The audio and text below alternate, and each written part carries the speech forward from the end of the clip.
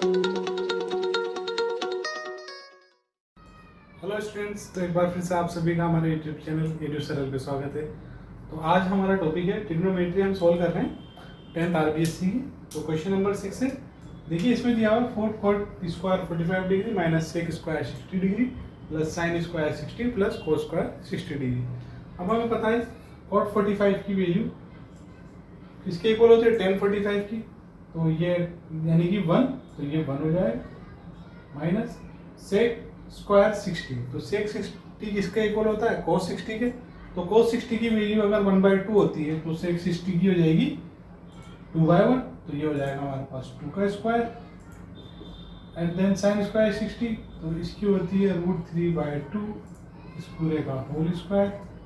And cos square 60, तो cos square 60 की value होती है 1/2 का होल स्क्वायर। अब इसको हम इजीली सोल्व कर लें। तो ये आ जाएगा 4, ये आ जाएगा 4, ये हो जाएगा 3/4 प्लस 1/4। इससे ये कैंसिल, इसका एलसीएम लेंगे 3 + 1/4, तो 4/4, इसका आंसर आ जाएगा 1। नेक्स्ट आते हैं क्वेश्चन नंबर 7 पे। तो question number 7 is 4 cot square 30 degree plus 1/sin square 30 degree minus cos square 45 degree. देखिए cot स्क्वायर 30, तो इससे कोई प्रॉब्लम नहीं। cot 30 जो है इसको हम इस तरह से लिख सकते हैं। तो cot 30 है तो ये हो जाएगा cos 30 अपॉन sin 30। तो cos 30 की जो वैल्यू होती है वो होती है √3/2 और इसकी होती है 1/2। इससे ही कैंसिल हो जाएगा, तो हमारे पास आ जाएगा √3/1, दैट मीन्स √3। क्या लिख सकते हैं इसको, √3।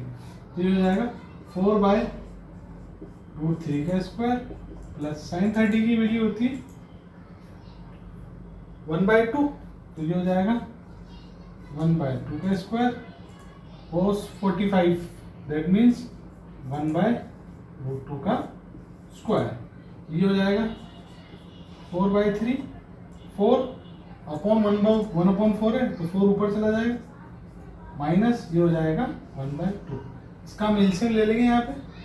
तो एलसीएम आ जाएगा इसका 6, तो ये हो जाएगा हमारे पास 4 × 2 4 × 6, क्योंकि 1 में 6 का 6 बार ही आएगा।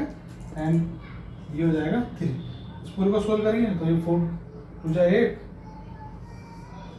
6 × 4 = 24 माइनस 3/6। इस पूरे को सोल्व कर लेंगे तो ये 32 माइनस 3 कर देंगे, तो 24 + 8 ये हमारे पास हो जाएगा 32। उसमें से -3 कर देना और /6 कर देंगे तो हमारे पास इसका आंसर आ जाएगा। नेक्स्ट आते हैं क्वेश्चन नंबर 8 पे। क्वेश्चन नंबर 8 ये हमें दिया हुआ है tan square 60 plus 4 sin square 45 plus sin square 90 upon 3 sec square 30 plus cos square 60 and cot square 30। तो tan 60, देखिए आप बार बार कंफ्यूज ना हो, अगर टेबल याद नहीं है तो भी आप इसको निकाल सकते हैं। तो देखिए tan 60 जो होता है वो होता है हमारे sin अपॉन cos, ये फॉर्मूला होता है। तो ये हो जाएगा sin 60 अपॉन cos 60। तो sin 60 अपॉन cos 60 होगा, दैट मीन्स sin 60 की जो वैल्यू होती है वो √3/2, cos 60 की 1/2, इससे कट जाएगा तो क्या आ जाएगा √3। तो ये हमारे पास आ गई √3 स्क्वायर प्लस 4 sin 45 की वैल्यू अगेन 1/√2 का स्क्वायर हो जाएगा। sin 90 हो जाएगा हमारे पास 1। अब इस पे स्क्वायर लगाएं तो भी एक ही बात है और नहीं लगाना चाहें तो भी एक ही बात है। 3 sec 30, तो sec 30 कितना होता है हमारे पास, sec 30 होता है 1/cos 30।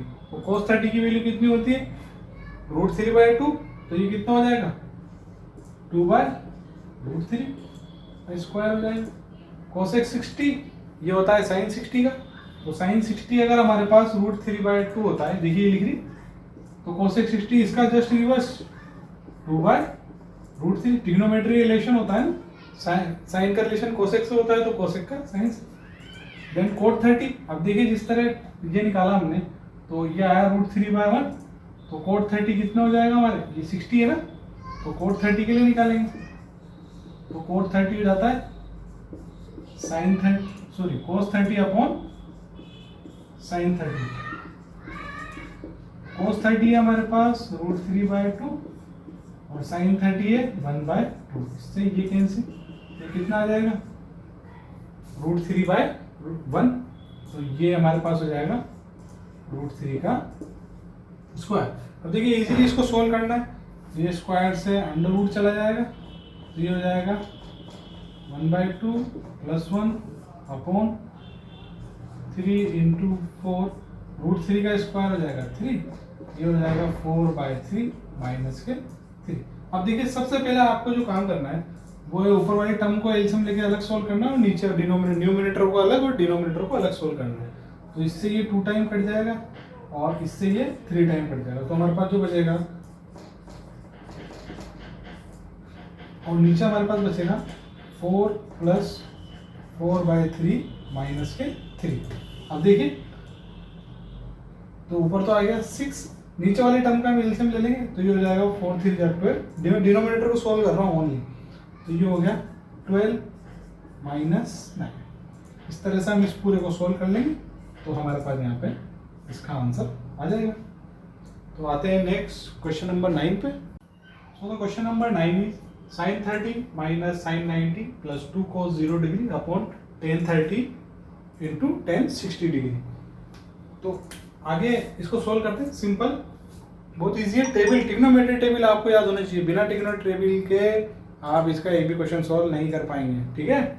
तो sin 30 की वैल्यू होती है 1/2, sin 90 की कितनी होती है 1, cos 0 की होती है 1 अपॉन tan 30। अब tan 30 क्या होता है मैंने आपको बता दिया, बार बार आप बार बार लिखिए, कोई दिक्कत नहीं। ये हो जाएगा sin 30 अपॉन cos 30, तो sin 30 की 1/2, cos 30 की √3/2, इससे कैंसिल हो गया, तो क्या है 1/√3, तो ये हो जाएगी 1/√3। और tan 60 की हो जाएगी √3, वो कैसे होगी sin 60 अपॉन cos 60, देखिए, और sin 60 अपॉन cos 60, तो sin 60 की होती है √3/2, इसकी होती है 1/2, ये कट गया, कितना आया √3, ठीक है।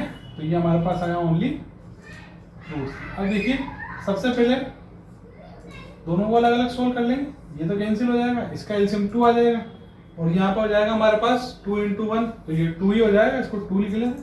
इसका एलसीएम ले लेते हैं न्यूमिनेटर का अपॉन 2, देखिए 1 बचा है तो 1 से मल्टीप्लाई होकर 2 × 1 कितना आना है 2 ही आना है, और ये हमारे पास हो जाएगा 5 - 2, ये आया 3/2। काफी इजी क्वेश्चन है। नेक्स्ट आते हैं क्वेश्चन नंबर 9 पे। क्वेश्चन नंबर 10 पे देखिए, क्वेश्चन नंबर 10 दिया हुआ 2 tan 30 degree upon 1 - tan square 30 degree. तो tan 30 डिग्री की वैल्यू अभी हमने निकाली थी 1/√3 होती है, तो इसको यहाँ रख लेंगे